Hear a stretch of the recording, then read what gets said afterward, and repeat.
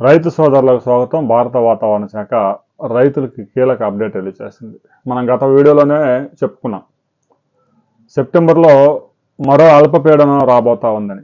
ఇప్పటికే ఒక అల్పపీడనం ఉత్తరాంధ్ర ఒరిస్సా సరిహద్దులో బంగాళాఖాతంలో ఏర్పడి బెంగాల్ వైపుగా ప్రయాణం చేసి దాని యొక్క ప్రయాణాన్ని క్లోజ్ చేసుకుంది. ఇక 13వ తేదీ మరో అల్పపీడనం ఏర్పడబోతా ఉంది. ఈలోగా టెంపరేచర్స్ ఉష్ణోగ్రతలు అయితే మాత్రం ఎరగదీస్తూ ఉన్నాయి. తెలంగాణలో, ఆంధ్రప్రదేశ్లో సాధారణ ఉష్ణోగ్రతల కన్నా కూడా 4 డిగ్రీలు అధికంగా నమోదవుతున్నాయి. చాలా ప్రాంతాల్లో 36 డిగ్రీల నుంచి 39 డిగ్రీల ఉష్ణోగ్రతలు కూడా నమోదవుతున్నాయి. ఆగస్టులో కంటిన్యూస్గా వర్షాలు పడ్డాయి. సెప్టెంబర్లో కూడా 2-3 రోజులు వర్షాలు పడి ఇక ఎండలు మొదలయ్యాయి.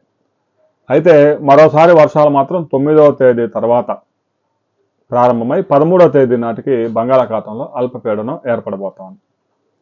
అంటే ఈ గ్యాప్లో మాత్రం విపరీతమైన ఎండలు, ఈ గ్యాప్లో వర్షాలు పడే అవకాశాలు తక్కువ. అక్కడక్కడ ఒక మోస్తరు వర్షాలు నమోదయ్యే అవకాశం ఉంది.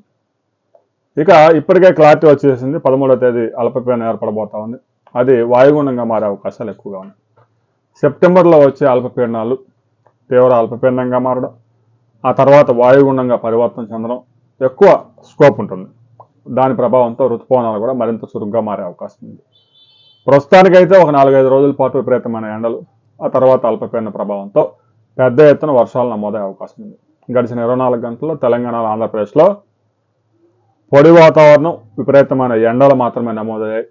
1-6 ప్రాంతాల్లో మాత్రం మోస్తరు వర్షాలు కురుస్తూ ఉన్నాయి.